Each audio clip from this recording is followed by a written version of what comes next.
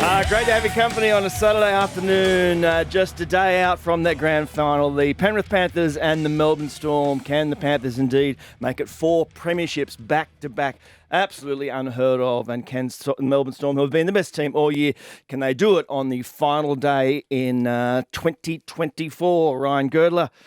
How you going, buddy? Yeah, excited? good. Hello, everyone. Yeah, hey, boys. Yeah, I'm excited. Flew down this morning, obviously, and I think, these two sides have been on a collision course all season, haven't they? And even coming into the finals, you could build a case for some of the other teams that were good enough to make the finals, but I think we all knew at the end of the day it was going to come down to these two, and what a contest it's going to be. Absolutely. Wade, are you looking forward to it? Of course I am. I've changed my mind.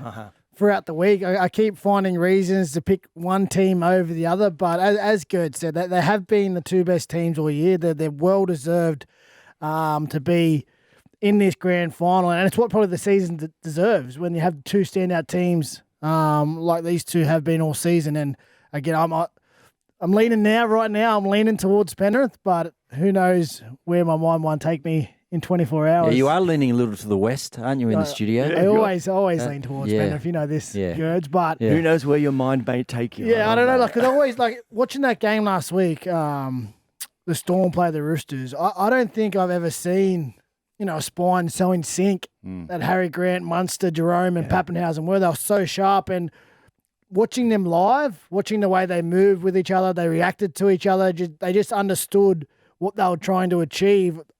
After watching that, I was like, they're going to win. They're going to win the premiership. Yeah. And then you watch the Panthers go out and then do their thing, and they have this extra gear, the Panthers, and that's why they've won 3 in a row, and their 5th grand final in a row. So sensational. It's going to be a hell of a battle, and I'm looking forward to watching it. Michael Chammas, plenty to write about this week, or has it been a bit quiet leading up to the grand final? Yeah, it has been a little bit quiet, actually. There hasn't been a real dramatic storyline or any drama between the two teams. It's the one day of the year. The journos just let the football do the talking.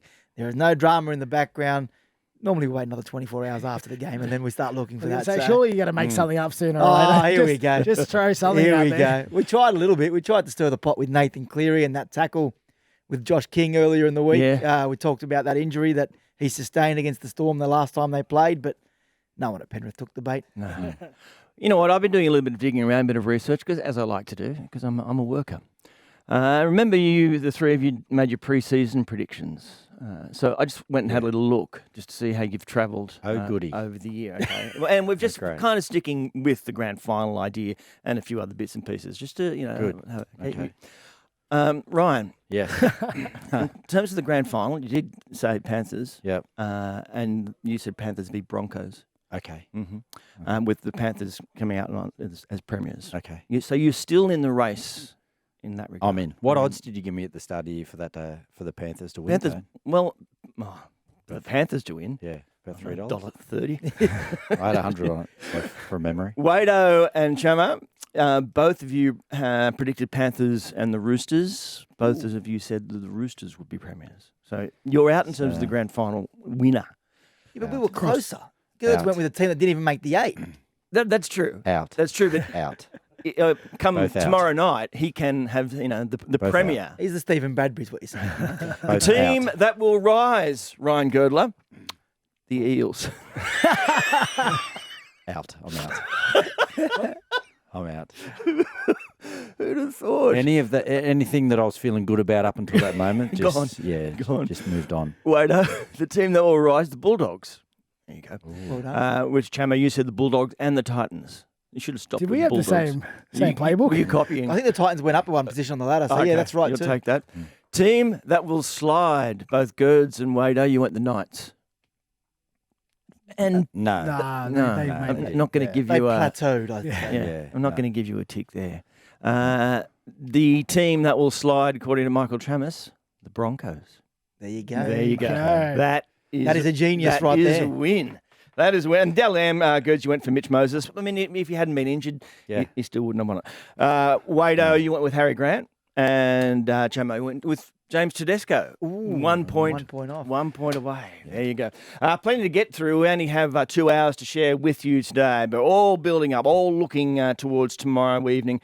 Melbourne Storm taking on the Penrith Panthers. Right here, this is the Saturday Scrum. We're doing it for King G Workwear. Triple M rocking the footy on a Saturday afternoon. This is the Saturday Scrum. Tony Squires, Ryan Girdler, Wade Graham, Michael Chammas with you. All right, I think we should begin to focus on this grand final. Let's start with the Penrith Panthers. As we said, 5th straight grand final. Absolutely remarkable.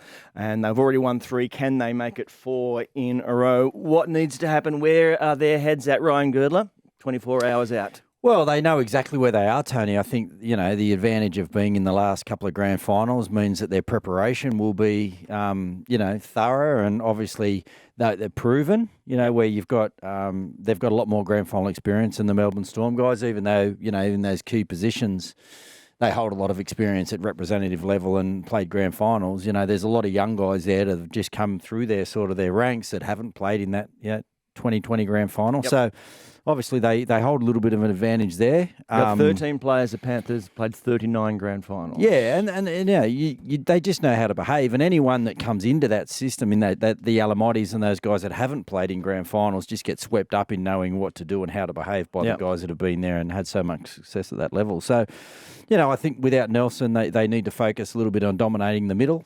And they need to look at taking away what Wado was talking about before, the running game of the Melbourne Storm. And how do you do that? You do that by controlling the ruck. And Penrith are better at controlling the ruck than any other team in the competition. They get numbers in tackles. Their technique is always on point. Their line speed's great. So those running threats that the Melbourne Storm we've seen, benefit throughout the year, especially last week against the Roosters, need to be taken away by Penrith. That's the one way to control them.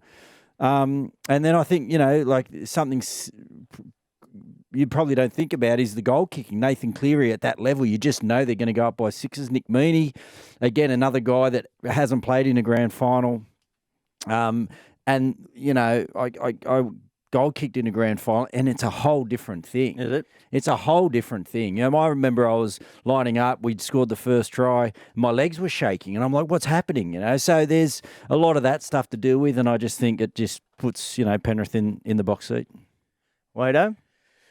Yeah, I agree with all of what Gerd said then. It's hard to go past all that experience, and because they've been there so many times and got the job done so many times. And the worry for Melbourne Storm, I think, is they're a bit more versatile in how they can win a game of footy. Now, Melbourne are renowned fast starters. They can score first and start to put some scoreboard pressure on teams. But Penrith just showed last year, it doesn't matter where they get to, they'll stick to their process, and they had the players who can come up with the plays when they need them, and they'll be confident within that no matter what happens in the game. Because of that experience and where they've been before, they can navigate through that together. They'll work out whatever the scenario is in front of them and get after it together. And if Melbourne, want to take their title off them, they've been almost perfect this final series. Like some of the stats coming out of their games, their completion rates, how well they've controlled the ball, their discipline, it's just allowed them to get their game on in both finals they've played this year, and they need to be at that again. And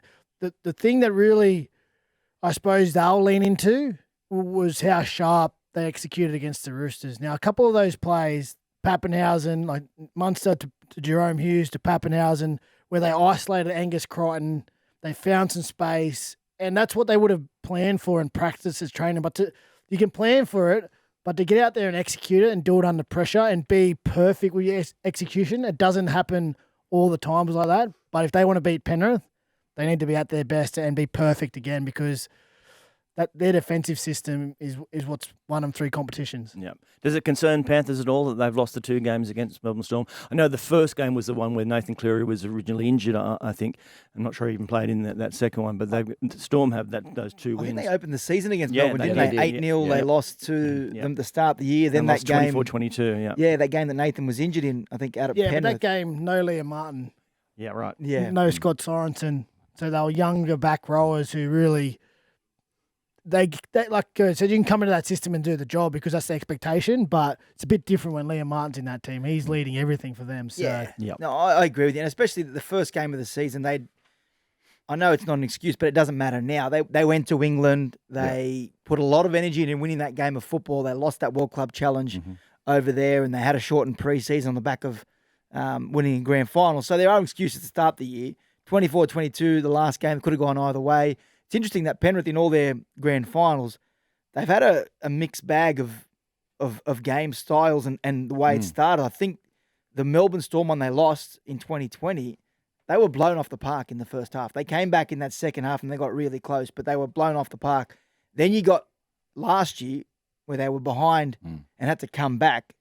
The year before against Parramatta, they got off to a strong start and blew them out of the water as well. So they've had actually a lot of experience in dealing with different scenarios in big games, which will hold them in good stead, regardless if Melbourne starts strong. You can't write off Penrith, and that'll be in the back of their mind what they went through last year. It's almost like, what stood these two teams, I think, amongst out from the group throughout the whole year was, their ruthless intensity for long periods that they play with, and even through the final series, you saw that with Melbourne. Penrith do the same. Their willingness to just absorb on the back of, their confidence in their defence and their game. Yep. So they don't panic. So for me, it's almost like, and I think Penrith have done it, they've mastered the art of that. They don't blink first. And this is going to kind of be one of those contests, I think. And that's what I'm excited about, watching these two teams go at it, both knowing that there's going to be these swings in momentum. And who handles, those moments in the game when the momentum's on the other team. I think, that they're the ones that are going to end up winning the contest, because I think it's going to be like that. It's going to be, Penrith are going to have lots of ball possession in the right areas. What do they do with it? How do Melbourne respond?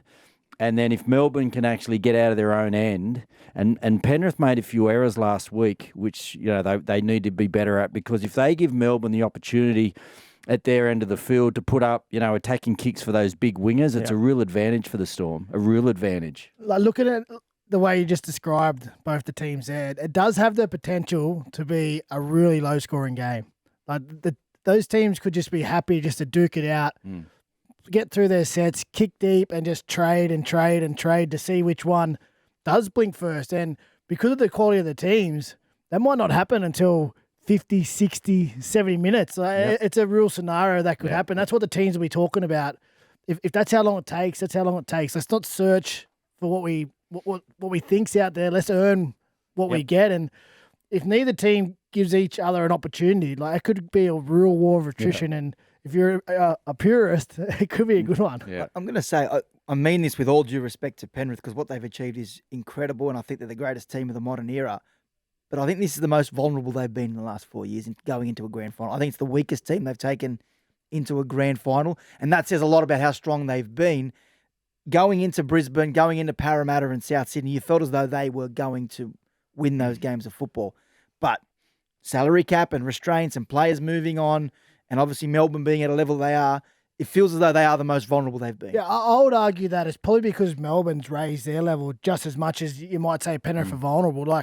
Teams knew to get after this Penrith team and to be able to compete and possibly knock them off, you have to be better, because they've just been so good and so much better than everyone else. So the fact that they've stood tall for so long, it's actually made another team rise up to their level. And again, Jerome Hughes, he's been a fantastic player for so many years, and this is arguably his best season by today, and he's 27 years old. That's how hard other players and other teams are working to try and catch this juggernaut of a Penrith dominance. So, I'm actually, the more I talk about it, the more excited I'm getting for the game, because it could be one for the ages. It could really be. Any chance Scott Sorensen? From what I heard last, I think he was a chance. I'm not sure what Ivan said in the press conference yesterday, but from what I gathered, that if he was going to play, and he looked like he was a chance, that Matt Eisenhuth would miss out. For the Penrith. Let me ask you this way, though: if both these sides go out there and are able to execute their game plan the way that they want to, who wins? How can they both do it, though? Well, I'm just saying, Melbourne are obviously going to go out there. We saw how they play best, right? It's controlling through the middle. They're full running threats, which is obviously their spine. Yep. And then, they're attacking the edges defensively. And I mean, if you've got momentum through the middle third and you've got that quality of a player attacking your edges, and Nathan's got a bung shot, and we know that when people get his outside and he's going to have an issue stretching, then the Melbourne Storm are obviously right in their sweet spot. And if Penrith, if it's like the game that we spoke about before, if it's a battle of attrition and all of a sudden it's kicking long and keeping the Melbourne Storm down their end of the field and everything goes Penrith's way, who do you think goes in there with the the biggest possibility executing that plan and getting the job done, because that's what it really comes down to, right? Yeah, I'll probably still say Penrith. Yeah. I still say Penrith. I just think they're the best, like you said, in those periods of high intensity play. They can just hold onto it longer than any team we've seen. And Melbourne, they can do it too, but normally one of their strike players in their class will come up with something that'll bring a natural break in play, whether it be a try or earn a penalty. Where Penrith they won't give you that much. No. I don't think it's going to take a super effort to try and individually come up with something. And again, there's a bit of emotion behind Penrith too. I know it's a grand final, there's always emotion, but you can't sort of underestimate what having someone like James Fisher-Harris leaving the club, Jerome Luai, who they built this dynasty, and to have like particularly, I know Luai is a 5'8" and he's an Origin player and he's at that level, but Fisher-Harris is like the heartbeat. He's the emotional rock out there for Penrith, and when you say build something, that's the guy you build off. Your two front rowers, the guys who walk in every day and set the standard, not by their words, by their actions, and that's what James Fisher-Harris is. So I think behind closed doors, if there's anything to rally that extra 1%, 2%, someone like him and the emotion behind him leaving, it could be what gets it done. Saw him rolling with a gold tooth in the newspaper yesterday. It looked terrific. I'm fascinated to what Gerd said about Nathan Cleary's injury, because if you go back to the 2018 grand final, it'd be interesting to see what Melbourne have learned from that, because after that loss to the Roosters, they admitted that they probably went away from the game plan because they were trying to get at Cooper Cronk with his shoulder injury. Yep. Obviously Nathan's not as bad as Cooper was back in 2018, but do they have to alter what they do, or do they just pretend that Nathan's not injured at all? Because they admitted in 2018 they were obsessed with trying to expose Cooper Cronk. What do they do this time with Nathan injured? So I went to the grand final luncheon yesterday and watched both Ivan and Craig Bellamy speak, and it was fascinating to listen to them both, because it was like they were reading off the same script. They were hugely respectful of their opposition, the other team.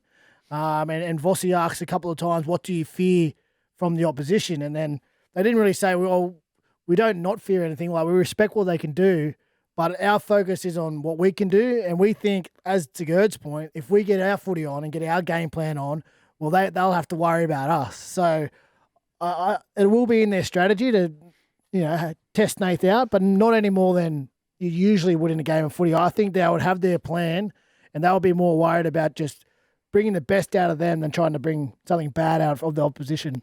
If Nathan, sorry, go ahead. Yeah, I was just going to say, like, you're talking about, like, you want to see a team execute a game plan. The way that they pulled that Roosters defence apart last week was just incredible. Every opportunity, when you've got the quality of player on the ball like they have, every opportunity they got to get at Keary and Crichton on that left side defensively, they just went at him. Jerome using that, they just went at him. Pappenhausen out the back, they went at him. So they went in there last week identifying that there was something in that Roosters defence that they could isolate and take an advantage of. Now, I know that they're not going to go out of their way to do that to Nathan, because they know how good a player he is.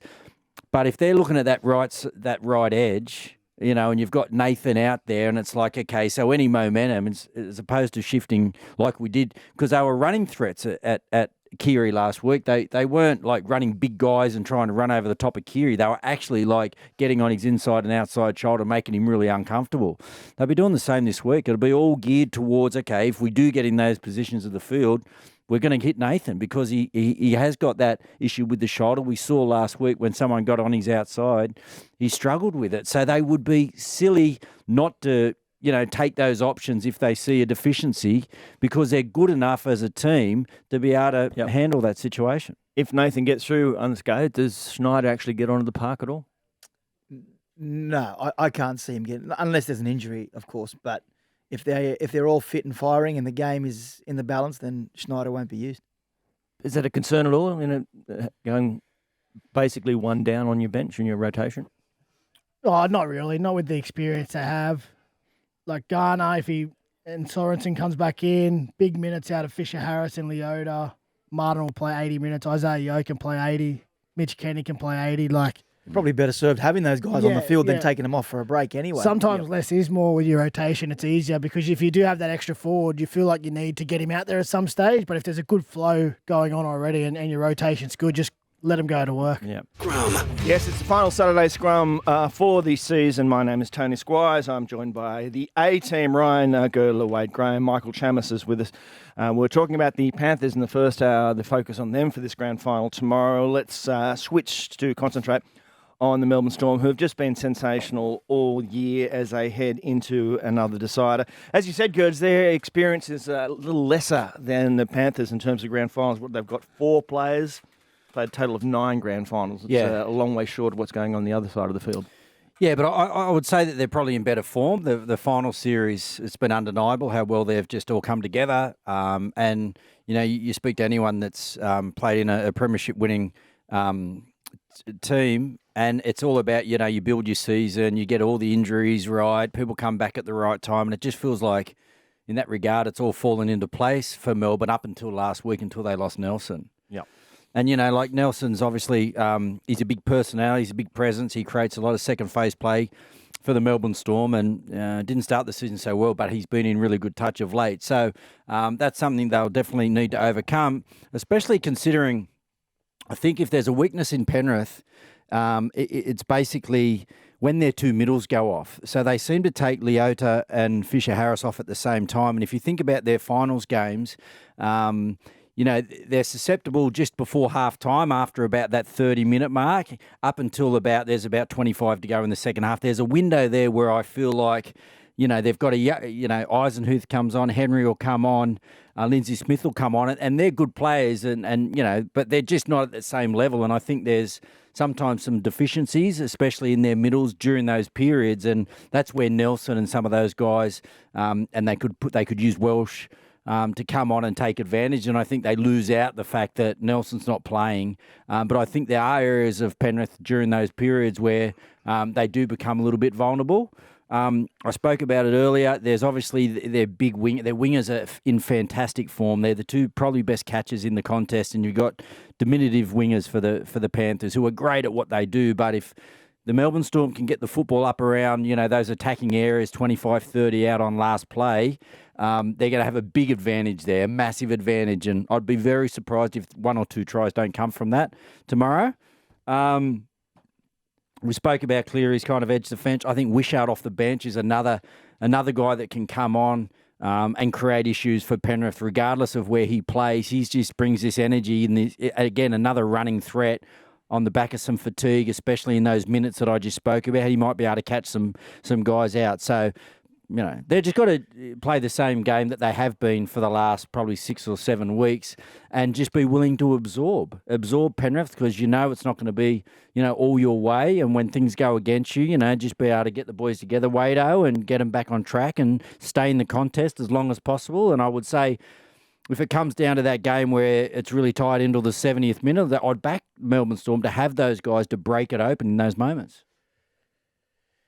Yeah, I know, just thinking back to when Chammas said, Penrith may be looking the most vulnerable that they've been in quite a while. I don't think it's necessarily that. I just think Melbourne is playing fantastic, and they've elevated their game to sit up there equal with them. And, you look at their team, and Bellamy, the master, has done it again. Howe, Meaney, Bloor, Katoa, Liero, just guys who go out there, they play their role, they do it so well within the game plan, and they get their team to where they need to be, and then it allows the likes of Grant, Hughes, Munster, Pappenhausen to take advantage of the moments that are created. And yeah, I keep thinking towards the game, and now I know earlier I said I'm on the Penrith bandwagon, but just looking at that team and thinking about the semi-final against the Roosters and how clinical they were, not many people see a soft spot between Angus Crichton and Luke Keary. That hole's not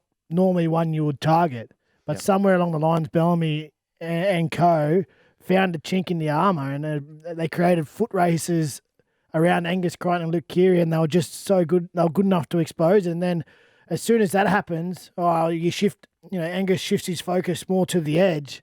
Well, then Harry Grant and Jerome Hughes start finding the soft spot in behind the ruck because the middle's just not as tight. So they're at the peak of their powers. They're playing great footy at the right time of the year.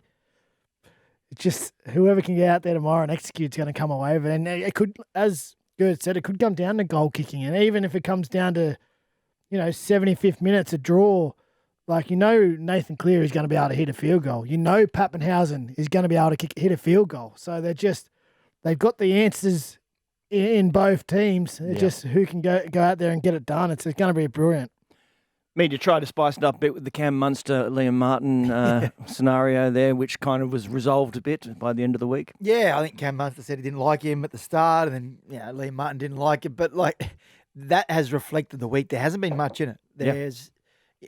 Wado spoke earlier about the luncheon and how both coaches were basically singing from the same hymn sheet. They didn't give much away.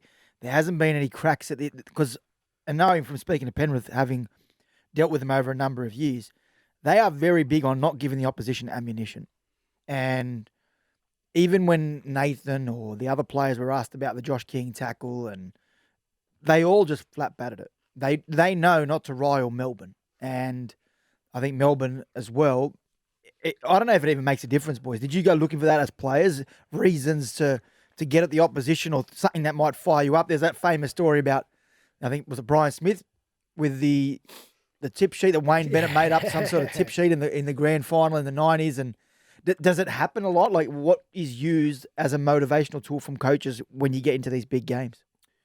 Well, it depends on the scenario. So if you look back at our history or my history when we played in Melbourne, there was never any need to dive into it because there was a genuine dislike between our teams, and it was visible when we got out in the field. You could see the verbal altercations, you could see the physical nature of it. So we didn't mind probably talking about that because it's not something that was unobvious when we come up against each other. I think it's probably not in Penrith and Melbourne style the way they go about it. They're just about that process and about that grind and that high-intensity footy. Like, we might see a little bit of chirpiness out of Luai throughout the game. Munster might get involved in a little bit of a ruckus here and there, but mostly they don't play that style. There won't be any distractions. Their only thought process is get through our game plan, execute what we're trying to achieve here, keep the ball in play, high intensity at a high level for as long as we can go, and see if the other team can hold on. So it has been pretty friendly, the banter between each teams, but they're so highly tuned in the style they want to play. They don't really care about the other stuff. I know the theatre, we love the theatre, but all that matters to them is the result, and the way they know to get the result is to get out there and let the footy do the talking. And I think there's a certain amount of players from each side that the coaches will have to make sure that they don't get over emotional. Like, you think about Liam Martin and the role that he's going to play going out there, knowing that he's got to look after Nathan on his outside, but also look after Cameron on the other side. And so you saw it with Origin when they came together on the back end of kicks. It's not hard to get Liam Martin agitated, regardless of the situation. A lot of emotion in the grand final. And who can agitate better than most is Cameron Munster. So if you've got Munster kicking down that left side corridor and Martin's coming out at him, there's going to be stuff going on there. So if I'm Ivan, I'm not getting Liam Martin rolled up for the contest. I'm trying to make sure that he's got a team-first mentality so that he's not giving cheap penalties away, he's not spending time in the bin. Because one of those, and it's going to come back to obviously hoping that the players decide the outcome of this one. It really is. I really hope that's the way that it goes. But those little 10-minute, those little penalties out of your own end for ill discipline or leaving the line too early or any of those little things are just the opportunity this quality opposition need. They're the little chinks in the arm. There's not going to be a lot of opportunities created. There's not going to be, too much given by the opposition. So when it comes, you look at the reaction from Bellamy when his side give a penalty away, when his team aren't clean, when the opposition are coming out of their own end. Like, they're big moments in games, So the last thing he wants is his players be over emotional going out there trying to kill someone, because it's just gonna invite the opposition into the wrong end of the field. And you've spoken about it before. Do you think, Ashley Klein, do you think there will be less whistle again? Would be one of those, the games that are different to the regular season? Yeah, we've seen it all the final series, and I think the option with him and I think the right man got it. It was out of those two, and look, I think hopefully Ashley goes and does. He's got a lot of big game experience. Do I think he's the best referee in the league? No, I don't, but is he capable of going out there and allowing the players to decide the outcome of this season? I think he is, yeah. I hope he is. I love the fact that it was Cam Munster's mum who said he had to go up to Liam and set it right. You know, he had to apologise to him. It was just because Cam Munster did say, and look, Michael Chammas, as you're the representative of the media here, he did say he would wish he could see the transcript of his entire first interview, which contained the snippet about Liam Martin. It may have been, slightly different to how it was. I love how Tone just fobs it off to me. You're the member of the media here. You're the representative. Hey, there's more than one scumbag on this panel. You're part of the media, okay? Don't be like that. No, that's true. That's a fair cop.